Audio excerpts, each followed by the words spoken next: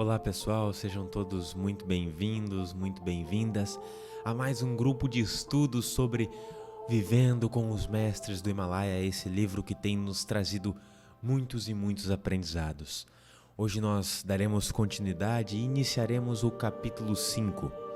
Dentro do capítulo 5, que é sobre o medo, nós vamos conversar bastante sobre este tema, que é Vencendo o Medo, o título do capítulo, e assim seguiremos. Apenas baixar um pouquinho aqui a nossa música. Ok. Para que a gente possa introduzir o primeiro dos contos de hoje, eu quero apenas fazer um convite, dar uma informação. Nós estamos com o nosso projeto Crescer em atividade. O que é o projeto Crescer? O projeto Crescer são comunidades online onde nós nos dedicamos em cada comunidade a algumas atividades específicas de estudo, de práticas e de desenvolvimento do nosso autoconhecimento, da nossa espiritualidade. E juntos a gente forma essas comunidades.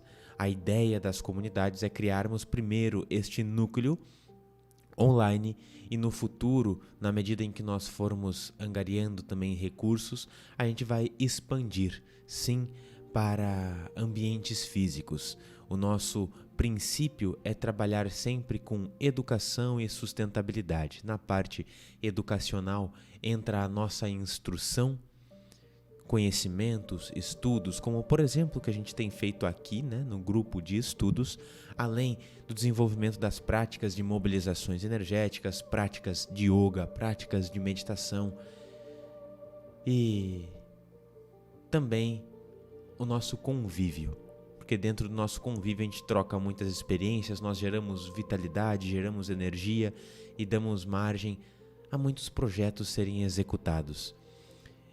Este é o meu convite. Por enquanto, a comunidade que está disponível para a gente acessar e praticar juntos é a comunidade da ação. Dentro da comunidade da ação, nós temos encontros diários, ao vivo, às 6:30 da manhã, numa chamada do meeting, onde nós realizamos uma prática de meditação das 6:30 às 7 horas da manhã, pelo horário de Brasília. E além disso, tem também 10 práticas de yoga para nós fazermos no nosso próprio tempo. São práticas gravadas dentro da comunidade da ação e 10 práticas por mês. A cada novo mês, a gente substitui todas as práticas de 30 a 40 minutos, mais ou menos, cada uma das práticas, organizadas e ministrada pela Cami, que é minha companheira, e ela ministra essas práticas de Tantra Yoga para o nosso desenvolvimento espiritual, semelhante a esta que eu publiquei aqui no canal, inclusive no sábado, agora no sábado anterior. E é isto, se você deseja fazer parte dessa comunidade conosco, praticar tanto a meditação quanto o yoga, e ainda assim seguir com esses estudos que viemos fazendo aqui, o meu convite é para que você faça parte também dessa comunidade. Por enquanto somos 18 pessoas, mas assim a gente vai expandindo, vai crescendo, para que justamente ali na frente seja viabilizado outros projetos. E dito isso, então, vamos vencer o medo. Vencer o medo é o título do capítulo de hoje. É o título do capítulo 5. E cada capítulo tem um pequeno parágrafo de introdução. Este parágrafo já foi lido e já foi comentado no encontro anterior. Eu vou apenas ler, não irei comentá-lo. O medo é o maior de todos os inimigos. É um demônio que mora dentro de nós. O destemor é o primeiro degrau da escada da liberdade. E tendo essa introdução, vamos então ao nosso primeiro conto do capítulo 5, chamado O Diabo. Certa noite, em que meu condiscípulo e eu tínhamos caminhado 48 quilômetros nas montanhas, paramos para descansar a uns 3 quilômetros adiante de Kedarnath.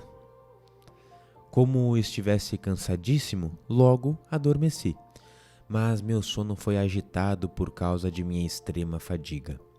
Fazia frio, e como não tivesse cobertor para enrolar o corpo, coloquei as mãos em torno do pescoço a fim de me manter aquecido. Raramente sonho.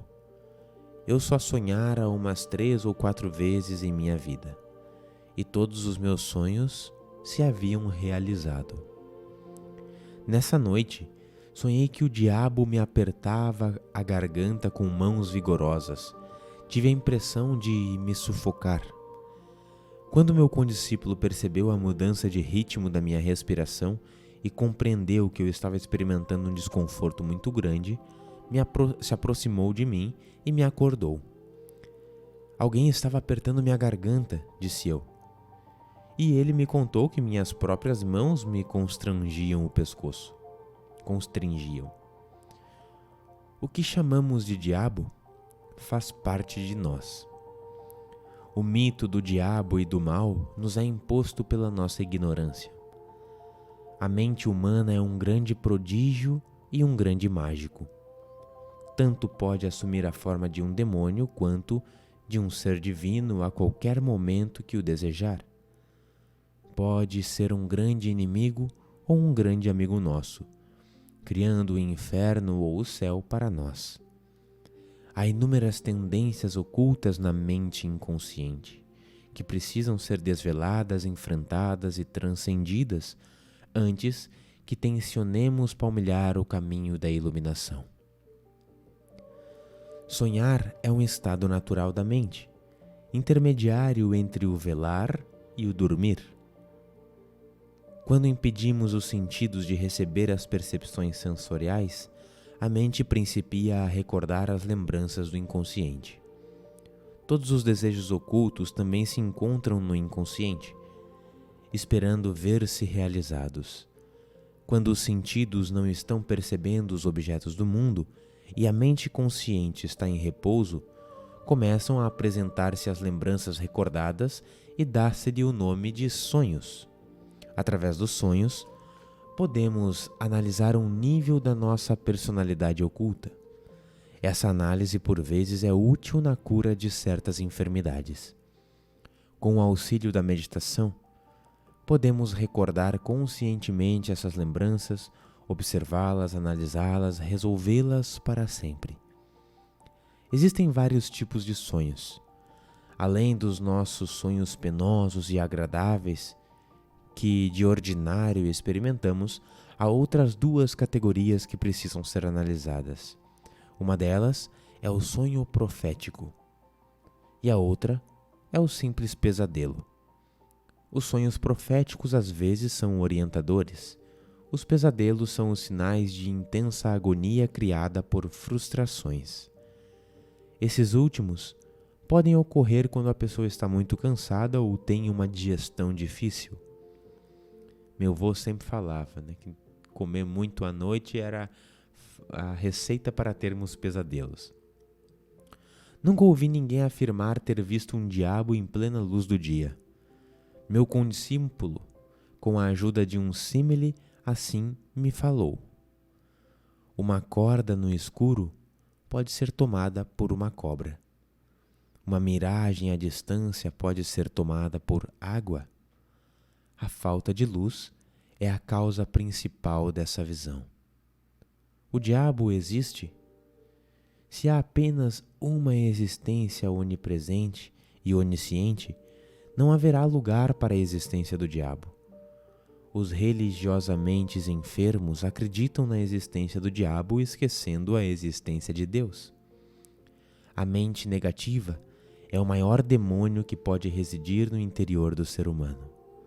A transformação da negatividade conduz a visões positivas ou angélicas. A própria mente cria o inferno e o céu. O nome do diabo é uma fobia que precisa ser erradicada da mente humana.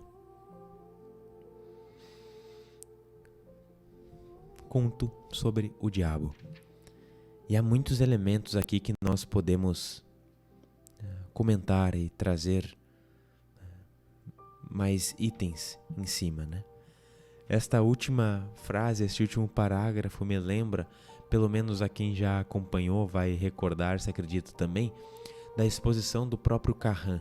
Carran, o extraterrestre, né, que deu o contato a Hermínio e Bianca, um caso famoso da ufologia brasileira. E Hermínio e Bianca eram evangélicos e Bianca, em conversa com Carran, pelo menos a partir dos retratos que ela traz, inclusive nos seus livros, perguntou a ele, né, se existia o diabo, o demônio, e eis que ele responde: não temos conhecimento do diabo em parte alguma do universo. Uma vez justamente que Deus, esta onipotência e onipresença, só há esta consciência e esta luz. Não há espaço para este demônio e diabo a não ser em nossas próprias mentes. Daí surge aquele conto bastante famoso, um conto zen, que ilustra o que é o céu e o que é o inferno, quando um samurai, um guerreiro que servia o imperador, voltou a palavra, serviu o imperador, foi perguntar a um sábio, a um mestre, se existia o céu e o inferno. E os mestres sempre aproveitam essas oportunidades para nos colocarmos à prova e, além disso, responder às nossas questões. E este sábio, sentado, olhando para cima, vendo este samurai, diz: ora, claro que existe céu e inferno. Você é um ignorante, como assim não sabe esta resposta muito simples?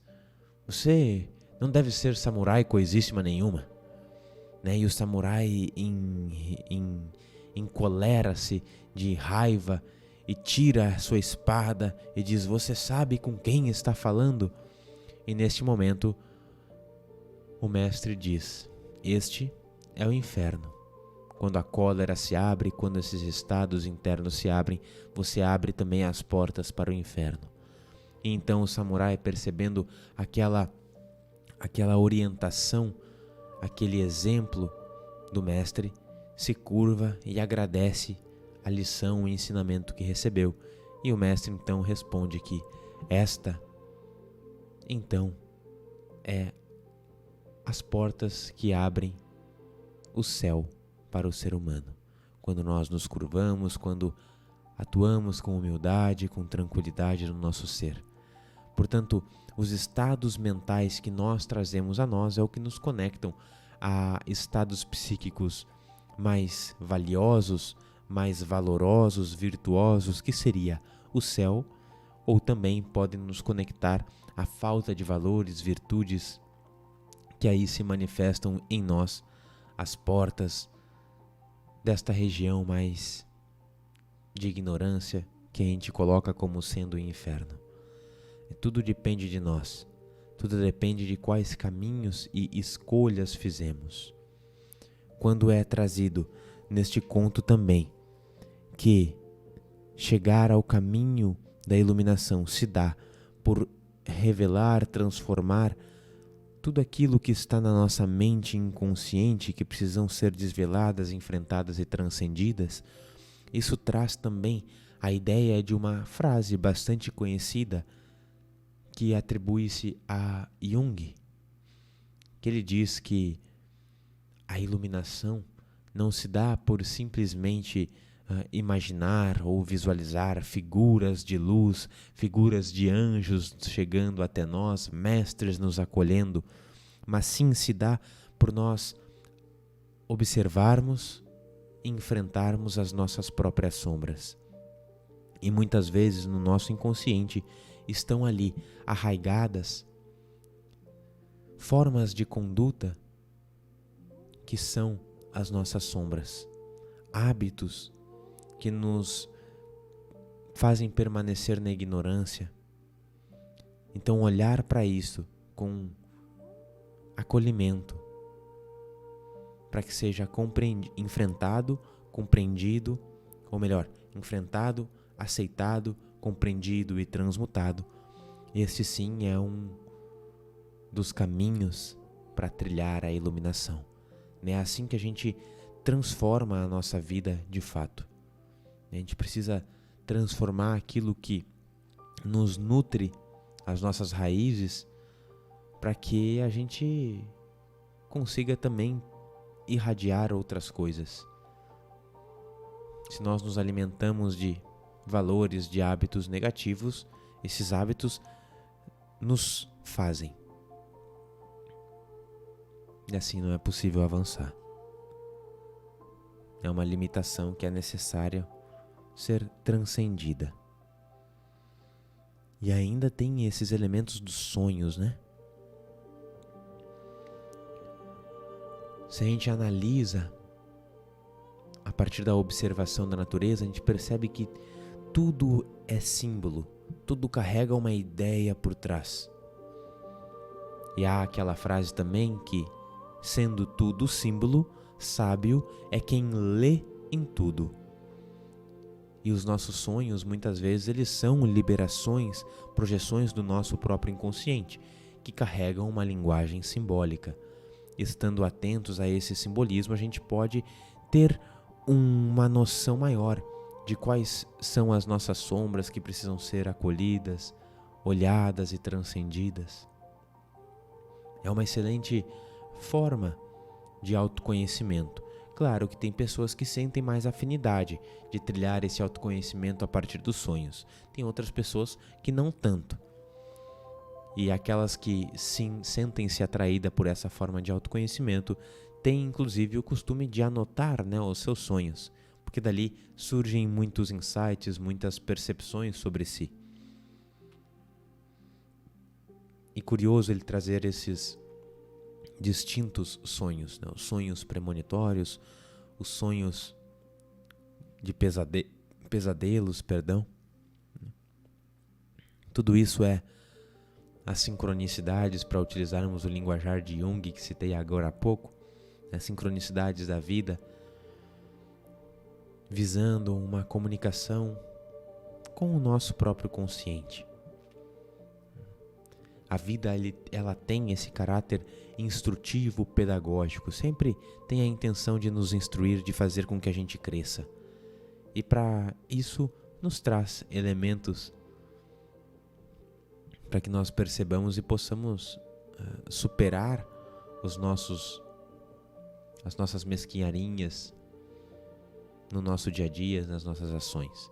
Mas para isso a gente precisa perceber quais são os aspectos a serem superados. E através dos sonhos é uma possibilidade. Enfim, este foi o nosso primeiro conto do capítulo 5, que nós estamos, aliás, na página 147, a quem desejar acompanhar a leitura junto. Então agora vamos para o nosso segundo conto, que chama Confundido com um fantasma. Quando parei nas florestas de Nainital, nos contrafortes do Himalaia, descia às vezes a uma cidadezinha situada a 1.800 metros de altitude. As pessoas ali costumavam sair no meu encalço pedindo bênçãos e conselhos, como costumam fazer com a maioria dos yogis e swamis. A fim de ter tempo para as minhas práticas, achei necessário me proteger dos visitantes. Encontrei por ali um cemitério tranquilo e conservado com muito asseio, em que eram sepultados os britânicos. Vestindo uma longa túnica branca, feita de um cobertor para me proteger do frio, eu demandava o cemitério no intuito de meditar à noite. Certa noite, 2 policiais patrulhavam a área e atravessaram o cemitério, projetando suas lanternas de um lado para o outro, a fim de ver se não haviam vândalos por lá. Ora, eu estava sentado em profunda meditação sobre o vasto monumento de um oficial militar britânico. Todo o meu corpo, incluindo a cabeça, ficara debaixo do cobertor. Os policiais dirigiram suas luzes na minha direção, desde certa distância, e assustaram-se ao ver uma figura com toda a aparência humana envolta num cobertor. Imagina a cena, né? Regressaram ao posto policial e contaram aos outros policiais e funcionários que tinham visto um fantasma no cemitério. O rumor logo se espalhou por toda a cidade e muita gente ficou amedrontada. O superintendente da polícia foi ao Campo Santo na noite seguinte, em companhia de vários policiais armados, e mais uma vez iluminou o meu vulto. Naquele estado de meditação, não me adverti da presença deles, de modo que não me mexi. Todos imaginaram que eu fosse um fantasma. Sacaram dos revólveres para atirar em mim, pois queriam verificar se as balas afetariam um fantasma. Mas o superintendente interveio. Espera, interpelemos primeiro o fantasma. Talvez não seja um fantasma e sim alguma pessoa. Acercaram-se e rodearam o monumento em que eu estava sentado, mas ainda assim não puderam imaginar o que havia debaixo do cobertor. Deram então um tiro para o ar. De um modo ou de outro, adverti-me da presença deles e saí da minha meditação. Descobri-me e perguntei: por que me perturbais aqui? O que queres de mim? O superintendente da polícia, que era inglês, me conhecia muito bem. Pediu desculpas por incomodar-me e ordenou aos policiais que patrulhavam a área que me dessem chá quente todas as noites. Assim se desvelou o mito do fantasma que assustara tanta gente. O Sr. Pilce, superintendente da polícia, passou a visitar-me regularmente. Queria aprender meditação comigo. Um dia, interrogou-me a respeito da natureza do medo do homem. Eu disse que entre todos os medos, o medo de morrer parece estar profundamente arraigado no coração humano. O sentido da autopreservação nos conduz a muitas alucinações. Um ser humano vive acossado por medos. Perde o equilíbrio e começa a imaginar e a projetar as suas ideias de maneira que lhe apraz. Aprofunda esse processo repetindo muitas e muitas vezes. O medo é sim o maior inimigo do homem. O Sr. Pilce tinha muito medo de fantasmas e queria saber se eu já vira algum. E lhe respondi: já vi o rei dos fantasmas, que é o homem. O homem é um fantasma enquanto se identifica com os objetos da sua mente. No dia em que se der conta da sua natureza essencial, do seu verdadeiro eu, estará livre de todos os medos. Dali a pouco, muita gente principiou a vir me ver. Meu amigo, o Sr. Pilce, por uma razão qualquer, decidiu pedir demissão e ir para a Austrália. Deixei a cidade e me dirigi às montanhas de Almora. Cheguei à conclusão de que é inútil viver sobre as pressões do medo, pois não há alegria no medo sentido a cada passo da vida. Se não o enfrentarmos, estaremos apenas robustecendo-o. No caminho da espiritualidade, o medo e a preguiça são os principais inimigos. Nossa, maravilhoso. Medo e preguiça são os nossos principais inimigos caso queiramos e queremos aprofundar na espiritualidade, no nosso próprio crescimento. Sem dúvida, a preguiça ela é a ausência de atividade, ela é uma apatia, uma inércia, e uma das 6 perfeições propostas por Buda é justamente a virya, a energia, a vontade, a disposição, que é o oposto à preguiça. E como que a gente supera a preguiça? Justamente cultivando a força de vontade. Mas um outro ponto aqui é o medo, em que já vínhamos tratando e conversando há um pouco mais tempo desde o final do encontro da quarta-feira anterior. O medo ele nos trava, não permite que a gente avance. E curioso nós observarmos esta afirmação, né, de que o rei dos fantasmas somos nós. Da mesma forma como tratamos agora há pouco sobre as nossas mentes que nos levam ao céu, ao inferno, nós criamos também muitos fantasmas que ficam nos apavorando, ficam nos atormentando, quando em essência não há perigo, não haveria por que criarmos estes fantasmas. Mas a forma de nós superarmos estes fantasmas, que podemos colocar como nossos traumas também, é ter primeiro a disposição de compreendê-los, de aceitá-los, de observá-los, de trabalharmos sobre eles, de refletirmos sobre eles para ir tirando a sua força. Quando a gente olha para algo, a gente pode alimentar este algo e dar força, ou podemos ir removendo as forças a partir de outras perspectivas que são tomadas, são vistas. No caso dos medos, é importante que a gente vá retirando a força deles. No caso da prática da meditação, como Swami Rama vinha fazendo no cemitério, é importante que a gente olhe para ela, para que a gente coloque força. A meditação é uma das formas, talvez para mim, talvez não, com certeza para mim, a maior de todas as formas de autoconhecimento. É que nos dá os recursos necessários para perceber os elementos a serem superados, e ainda assim é o que nos traz a força que por si só já faz a superação de todas essas questões. Porque meditação é uma experiência direta com Deus, com o sagrado. E quando estamos em contato com essa energia sagrada, ela é a energia mais forte, mais abundante que há. E ela, em sintonia com os nossos medos, fantasmas, traumas, vai também removendo força, vai tirando, vai dissolvendo. E depois a parte que nos cabe fica mais leve, fica mais fácil. E esta é uma estratégia muito grande. É uma técnica maravilhosa para que a gente possa, inclusive, avançar nossa prática meditativa. Considerar que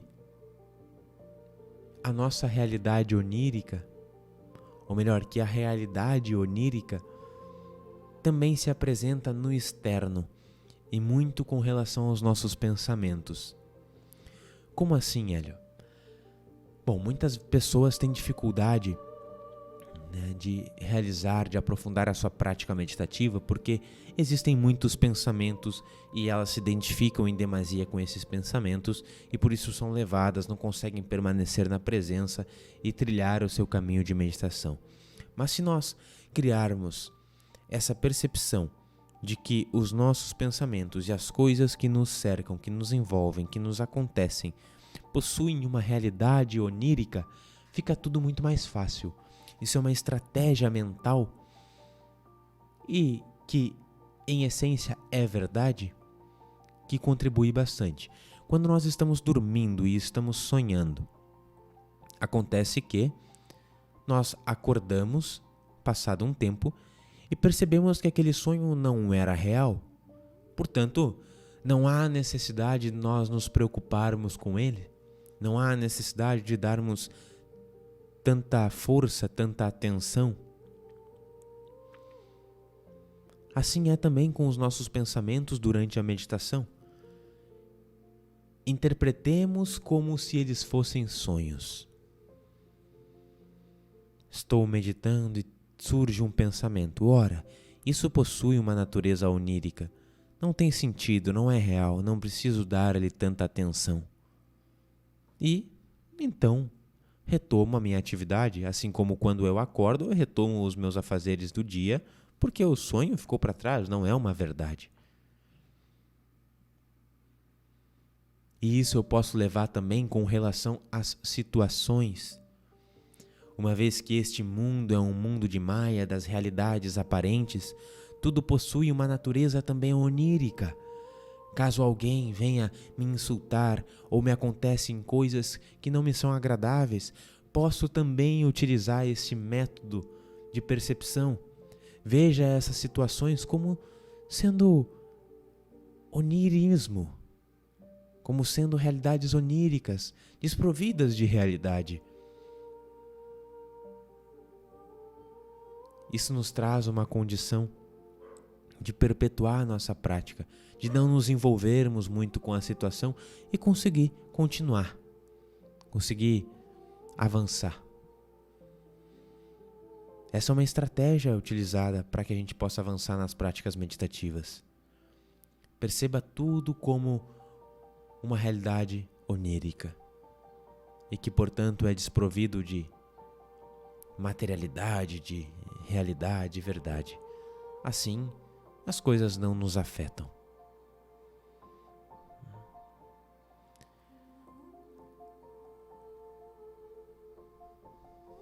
E aí está o nosso segundo conto de hoje, que foi o Confundido com um Fantasma.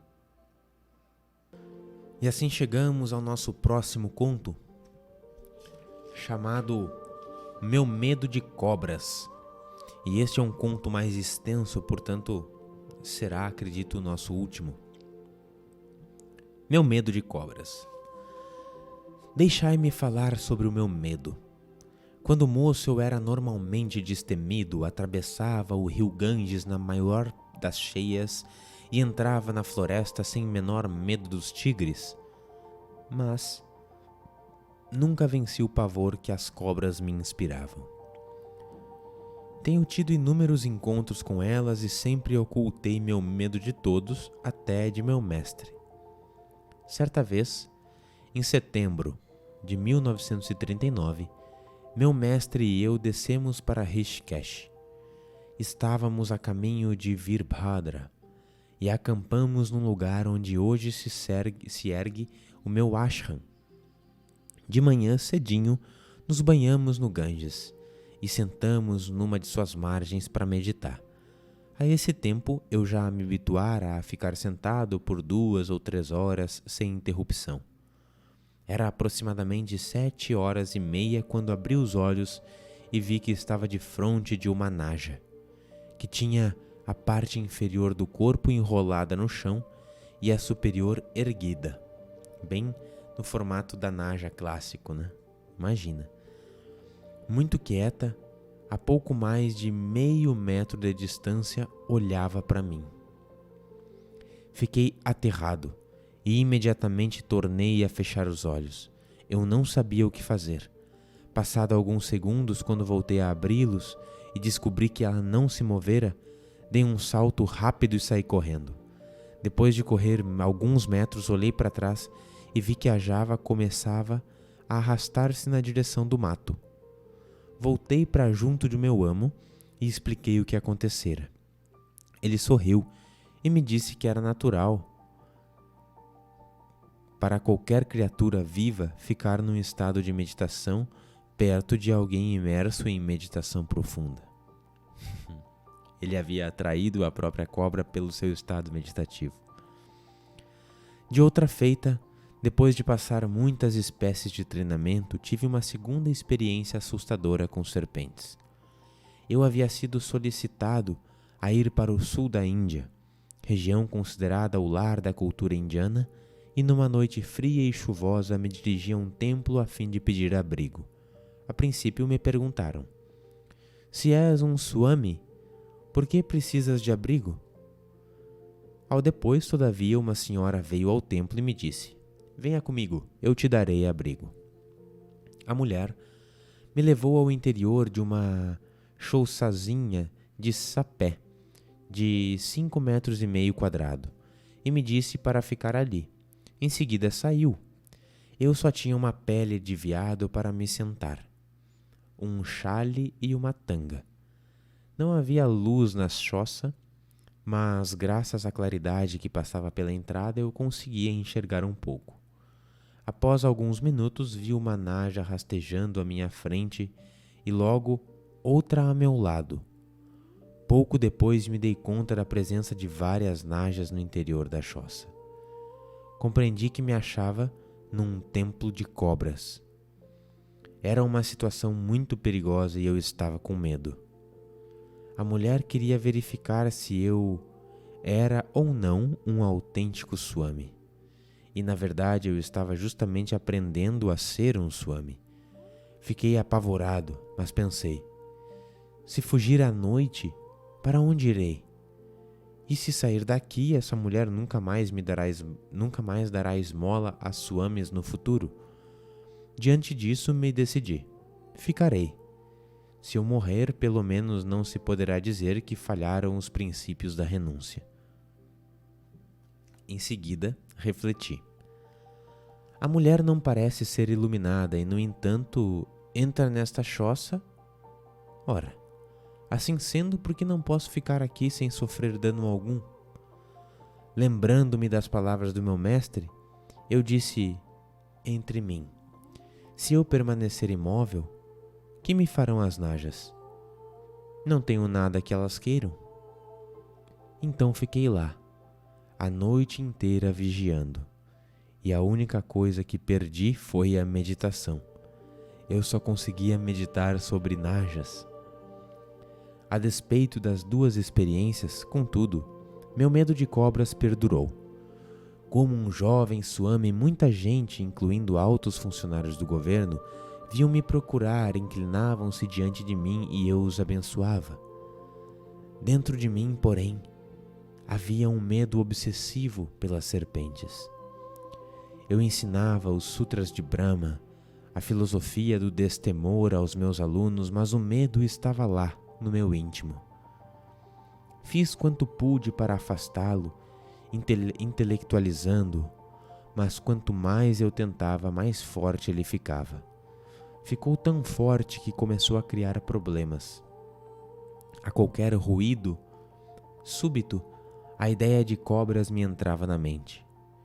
Quando eu me sentava para meditar, abria frequentemente os olhos e relançava-os à minha volta. Aonde quer que eu fosse, eu procurava por cobras. Isso é o que o medo faz, né? Nós somos tomados pelas fantasias, pelas imagens mentais e ficamos atordoados, apavorados. Não é possível relaxarmos. Portanto, se não é possível relaxarmos, não é possível meditar, não é possível confiar na vida, não é possível, inclusive, manifestar as maiores fontes de abundância, que estão ancoradas no princípio de confiança. Por fim, eu disse a mim mesmo: tens de eliminar este medo, ainda que morras tentando fazê-lo. Isso não é bom para o teu crescimento. Como pode dirigir pessoas que te amam, respeitam e dependem de ti? Tens medo e, apesar disso, dirige os outros. És um hipócrita. Fui então ter com o meu mestre. Senhor, sei o que desejas. Tens medo de cobra. Se o sabeis, por que não me disseste o que devo fazer para me libertar? Perguntei. E por que eu havia de te dizer? Eras tu que devia me perguntar. Por que tentaste esconder de mim? Eu nunca tivera segredos para ele, mas de um modo ou de outro, nunca lhe falara sobre o meu medo. Em seguida me levou para a floresta e disse: observaremos o silêncio a partir de hoje. Às 3:30 da madrugada, levantar-te-á e colherás folhas e flores silvestres para um culto especial que faremos. O nome deste culto, aqui tem uma nota de rodapé, é Parthivi Puja, que é um culto de Shiva. Puja é justamente uma oferenda, uma entrega, um reconhecimento.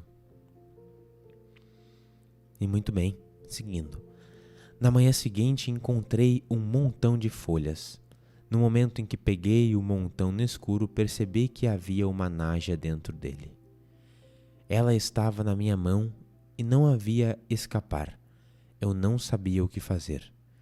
Meu medo era tamanho que quase desmaiei.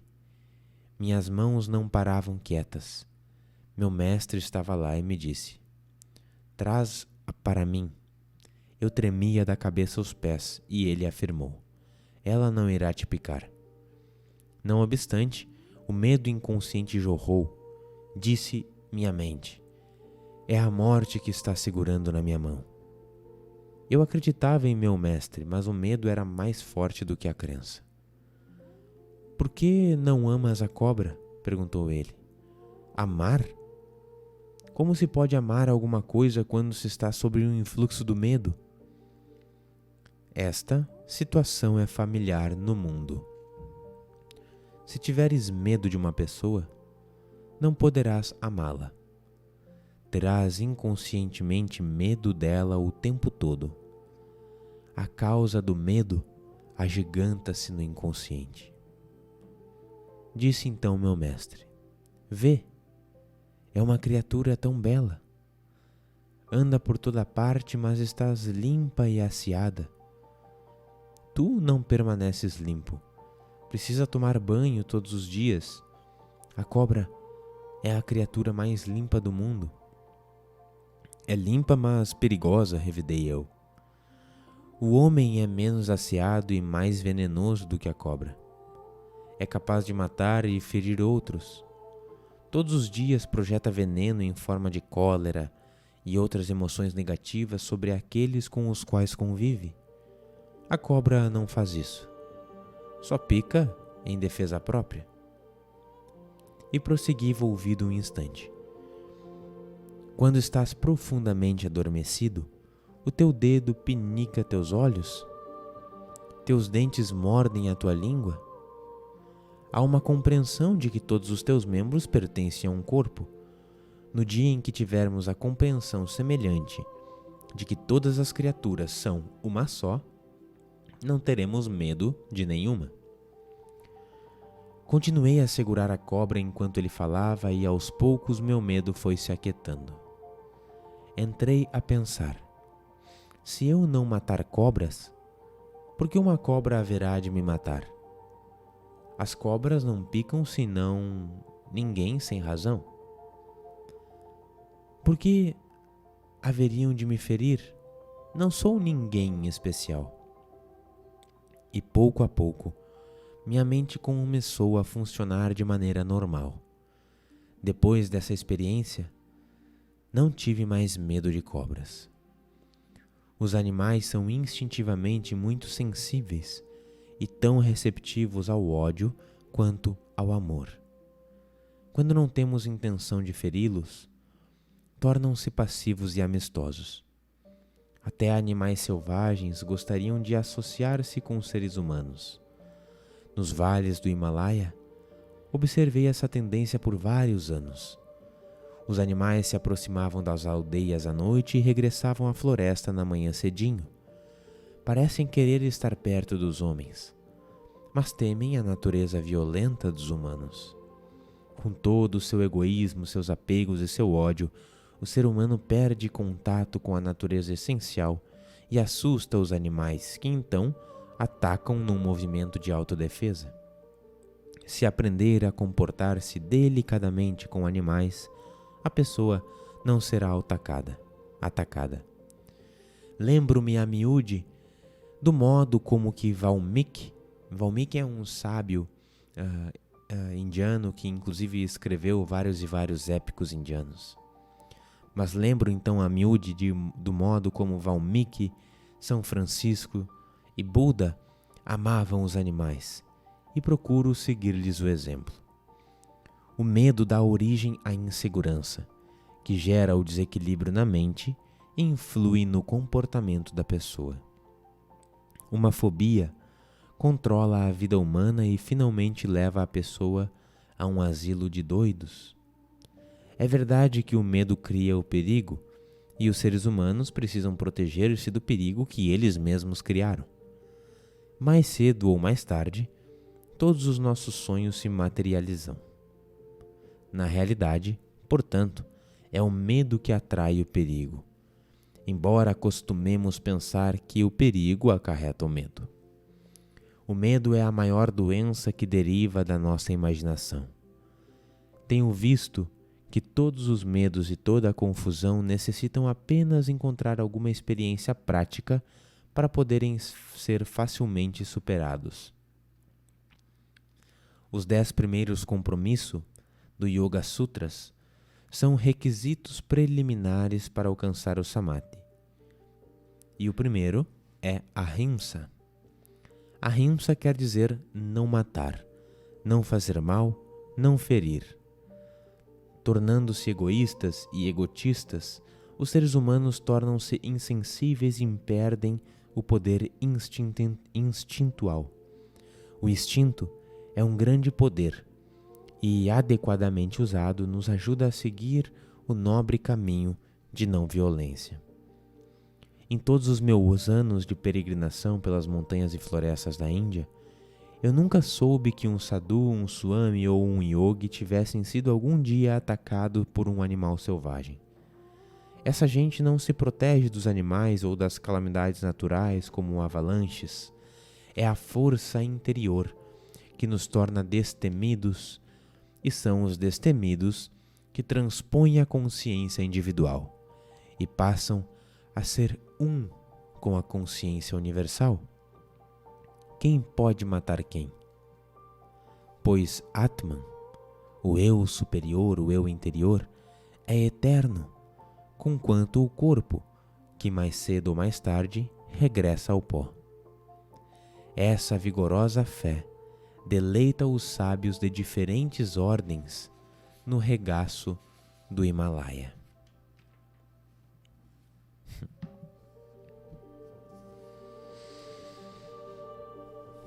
Viver de fato este primeiro dos princípios dos yamas, que ele coloca aqui como os 10 compromissos do Yoga Sutras. O primeiro deles é a ahimsa, a não violência. De fato faz com que não atraiamos para nós também a violência. Não é novidade nenhuma, né, que nós somos aquilo que nós vibramos e também atraímos aquilo que nós vibramos. Se vibramos essa não violência, ou seja, a pacificidade, a amorosidade, é natural que nós experimentemos isso também dos demais. A paz gera paz. Gentileza gera gentileza, como a gente diz geralmente no trânsito, né? E assim se dá nesses aspectos mais sutis também. O medo, como o próprio Swami Rama comentou, nasce da nossa incapacidade de amar. E se não amamos, nós precisamos nos defender deste medo. Isso dá margem a muitas questões, né? Quantas pessoas visam educar com base no medo? E assim, tem filhos que têm medos dos pais. Esse medo não é possível amar. Não é uma educação real. Toda educação real é pautada, baseada no acolhimento, no amor, na instrução adequada. E por isso que a meditação é também uma das formas de nós superarmos o nosso medo e passarmos a vibrar nessa pacificidade, neste ahimsa, que é a experiência direta com o sagrado, isto é a meditação, quando nós colocamos o nosso coração, o nosso ser abertos para ser tocados pelo grande amor universal, e isso vai se internalizando no nosso ser, que vai se expandindo também do nosso ser. E isso vai gerando uma amorosidade em relação a tudo e todos. Os seres vão sentindo isso, inclusive os animais, e as coisas começam a transformarem-se como que por mágica.